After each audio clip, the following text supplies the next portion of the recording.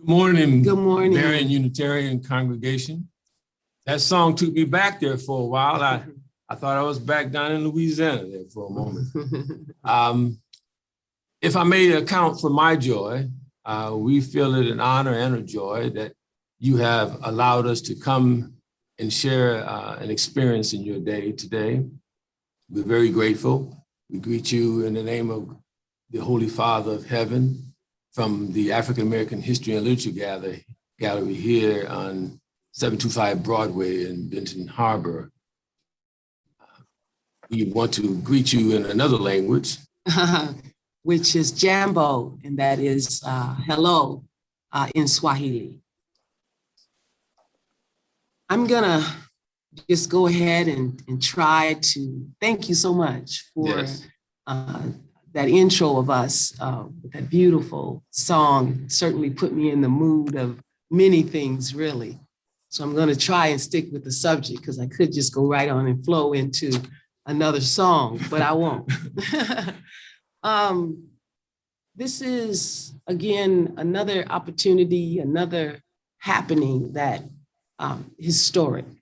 We've never been here before. We've never done this before.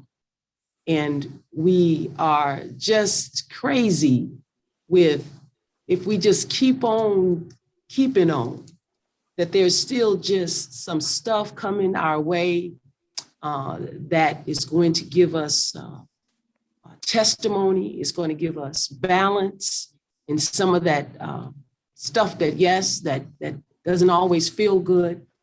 But being here today is bringing something, some clarity, some understanding. It's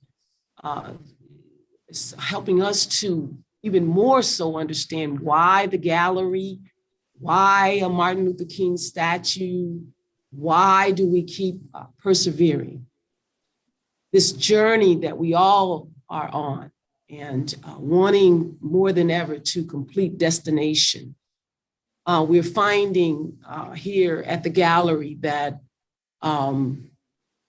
we thought we came for one reason, to basically teach African-American history and the experience, the culture. And then we found, as we have been here now 3 years here at 725 Broadway, right in the heart of Benton Harbor, that really all about what we came and all of the pieces and all of the reading materials, all of the artifacts, it all contributes to one single thing for all of us, and that's self-development. We didn't really get that when we left California over 9 years ago. Returned to our hometown after we had been away for 40 plus years. We thought we had some knowledge, some awareness, but we didn't get that it was even going to be our own self-development that we had acquired to come to give back. And then to get here and to begin to really kind of start over, newly engaging our community. And we're pretty much 3 generations now ahead from when we used to live here and when we grew up back in the 60s and the 70s. Things were anew. And we noticed that not only did we feel a little different, but people told us that we were different. And we tried to figure out, why is that? And we didn't really come back to be different. No. We came back to engage and to love and to work. And so eventually, it took us about 2 or 3 years, we had to admit to ourselves, we are different. We're showing them a different spirit, a different mindset, a different way of living, a different way of thinking. And then we begin to embrace our own differences from our hometown. And then we realized, with prayer, with a lot of prayer and understanding, that it is concerning self-development that makes us different sometimes. There are some that have opportunity to travel and to engage in social activities, to be able to even conquer reading and writing. But then when you meet someone that has not had those opportunities, and even right down to the basic of reading and writing, there's a difference. That difference then for us really became an injustice. We didn't understand why we had to leave the Benton Harbor area, a hometown in which we loved, that gave us some wonderful starter roots. And why was it so different? Why had not self-development, which the laws say we all are equal, that we all have a right to education, all have a right to freedom to explore and to create and to dream and to have visions. And yet it seemed to be lacking here in our hometown. So the gallery started off as pretty much a desire to share the African-American experience. And that desire is still here, it's still there, it's still well and alive. We love it. So rich, as you've shown us today with all of your different platforms that you've shared with us. It's just rich. It's nothing we can do about it. It's just rich. The American history is rich, and the African-American history is part of that. But now our focus here at the gallery is not so much about just the history. It is about using our history for self-development, because we want the divide, the lack, the missing part that we feel that our hometown somehow it got skipped over. It didn't happen the way it should, and it's a very grieving thing that goes on. That when we're here and we go back into Simi Valley, California, or Los Angeles, and we didn't understand that it's the same people, and why still is the environment such a big difference, which has an influence on people that can bring a difference as well. So when you talk about the underserved, where did that word come from? Why does it seem to be something that we had to tag in an African-American community? And we make it sound so humanitarian, if I can say, the underserved. No. That's folks that's been left out, did without, skipped over, and it got down to the point we don't even see you anymore. That's the underserved. So that word being used now in grant writing, in social conversations, in even corporate America, is not a good word.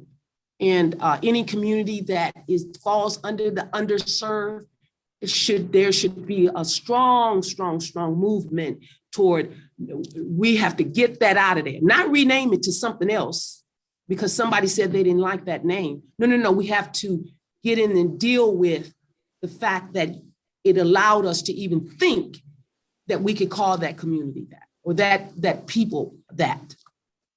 So I want you all to know that most of what's in this gallery, all of these wonderful artifacts, even our bust that we found in a storage house right here in Simi Valley of Dr. Drew, Charles Drew, the inventor of preserving the blood plasma, and how he has made his landmark. I tell the young people, these folks have passed on. They're dead. What we are most interested in today is your history, your legacy.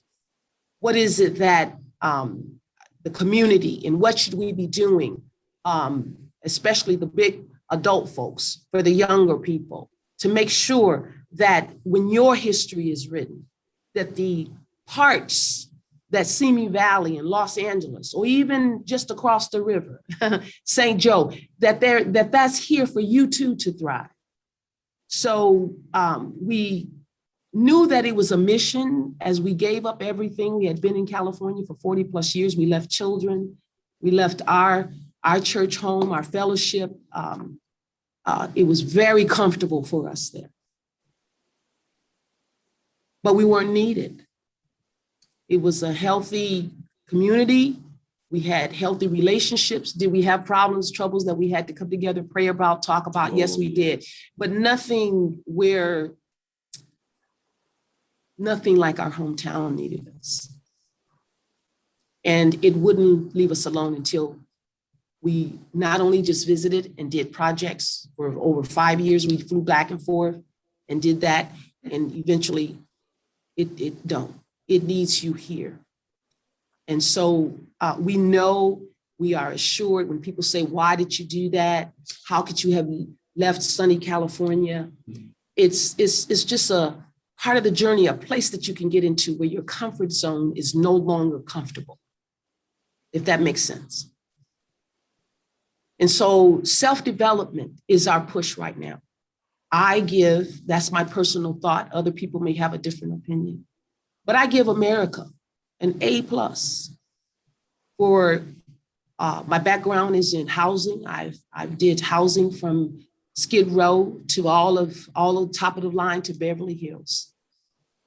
And I know that we've done a huge over the last 20, 30 years from homeless on Skid Row and seeing them going into state-of-the-art facilities with everything that you can imagine right there in that housing development.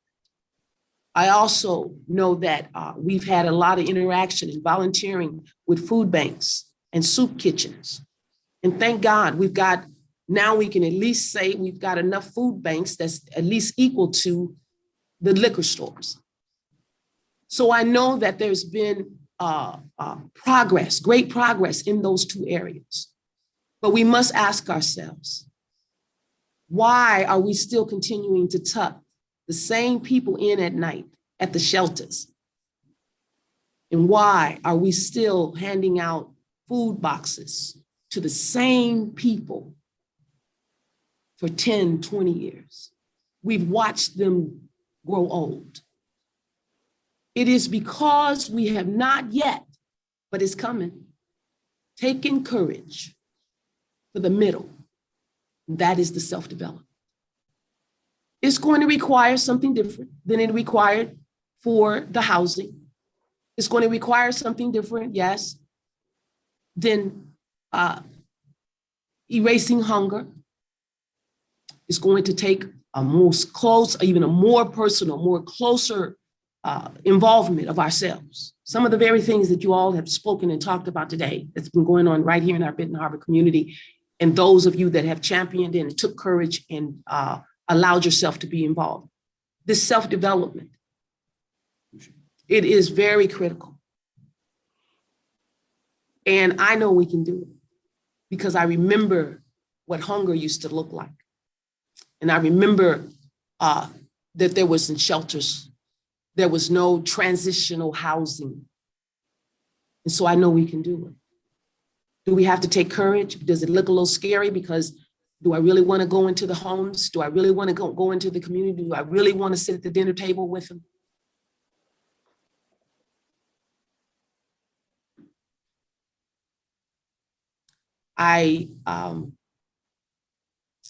This is coming from the heart this morning. You know, I certainly do want to share some of the wonderful things that have transpired since we've been here these 3 years. There has been miracles after miracles. Yes, indeed. Encouragement. There's been cheerleaders cheering us on. But I must tell you where it's at right now today. Even when we talk about Juneteenth, we talk about why the celebration. It's much more than that. Juneteenth has not fully been lived. It's an acknowledgement. I'm not at celebration yet. Because there were some things that were supposed to come along with that announcement. That has not happened.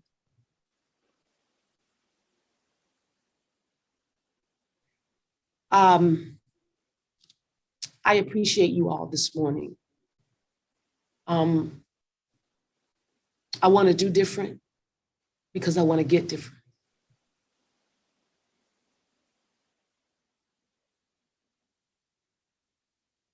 One of the things that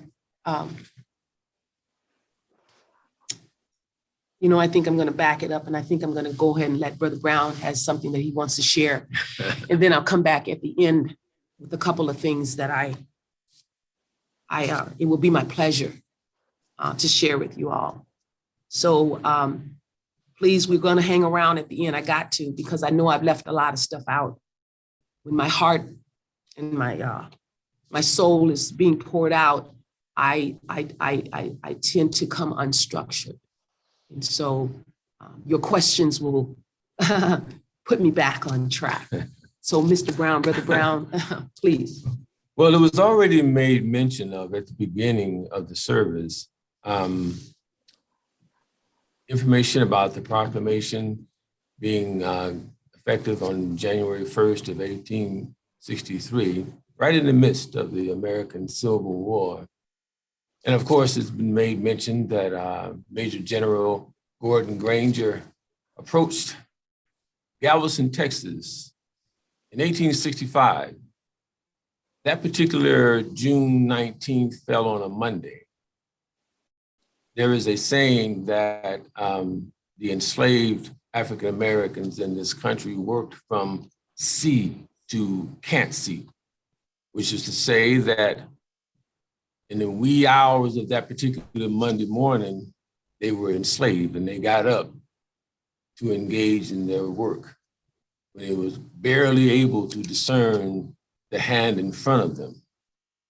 But of course, by the end of the day, after Major General Granger read the General Order number 3 and told them that they were all free, they didn't have to work until the point where they could not see their hand at night.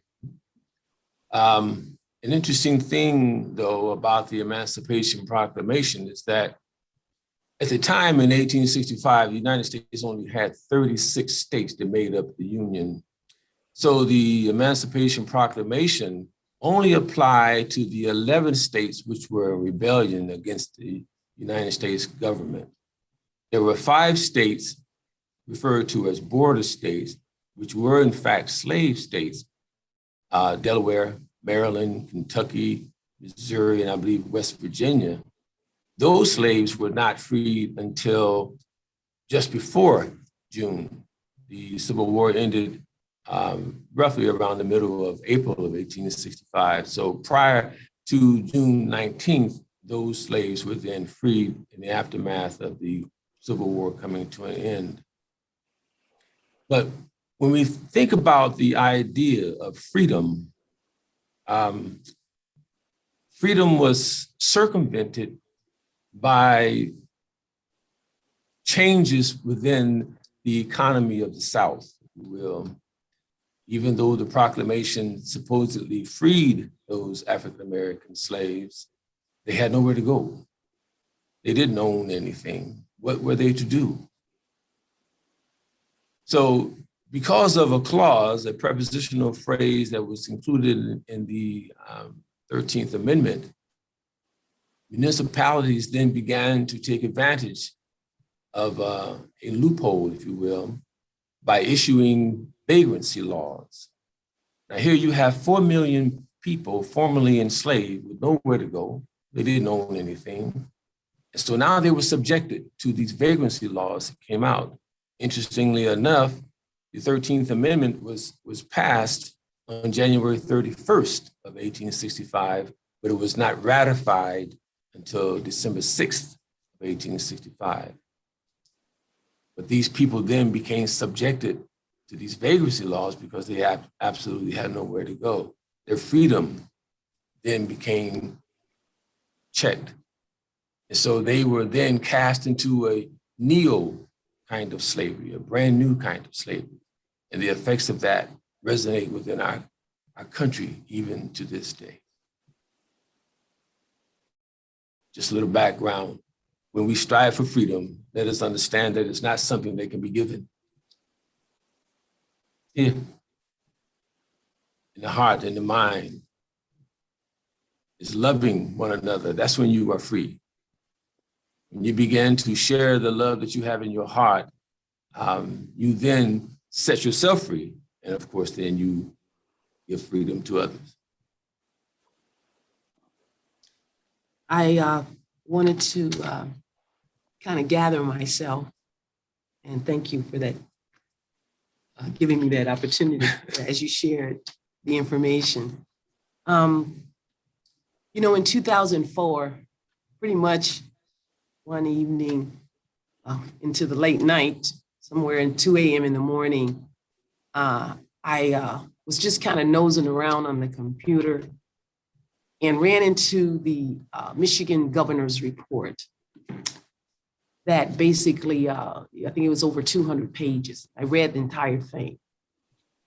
And it just floored me to my knees to be able to read that such a report fresh off the press was saying that we had less than 50% graduating the Benton Harbor High School, that the healthcare and diseases and substance abuse was just off the chain. And there was no facilities that even was equipped to deal with these things. To continue to even to read that report and find out that on every level that humanity requires basic for a town, a city to even exist was just lacking. It was 37%, 40% here in my hometown. So when the question asked is why would you come back? That report, it started it. Because I don't remember Benton Harbor being like that when we grew up here. Devastating. So I just wanted to make sure that you knew that there was a moment that was crushing, and that was that moment in reading that report.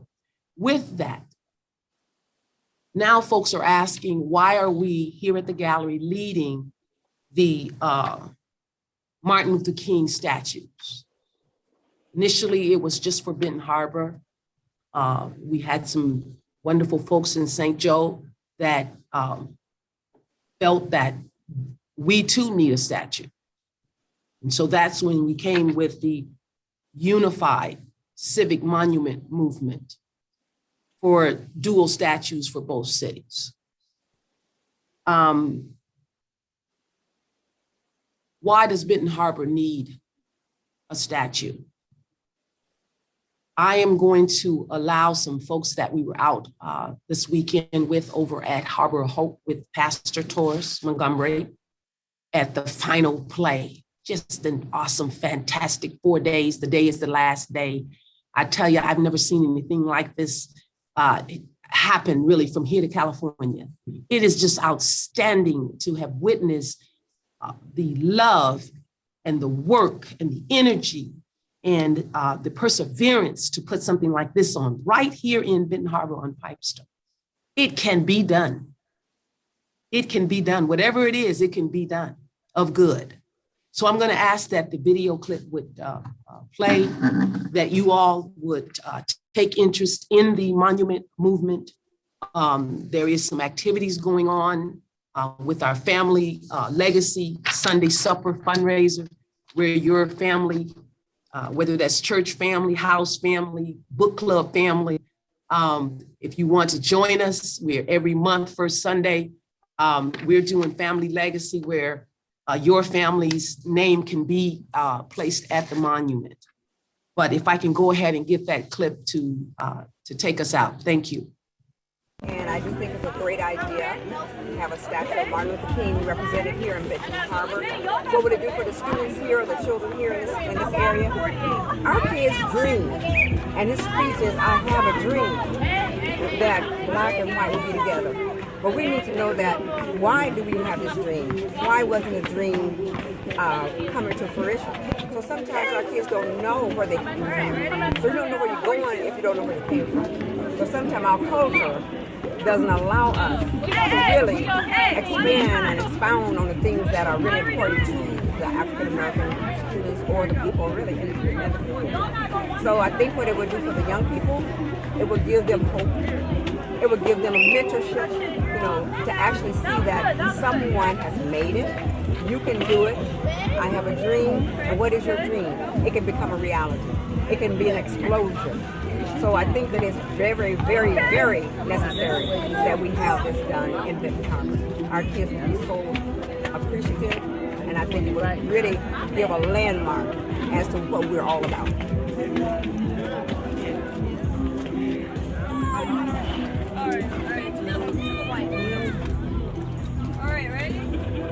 I think it's good they have something to look up to because they don't have a lot in Benton Harbor to look up to.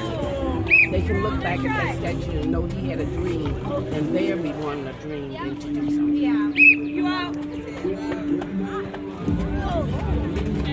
I think it's a good idea for them to put the statue in Benton Harbor so that our children can be proud of their heritage.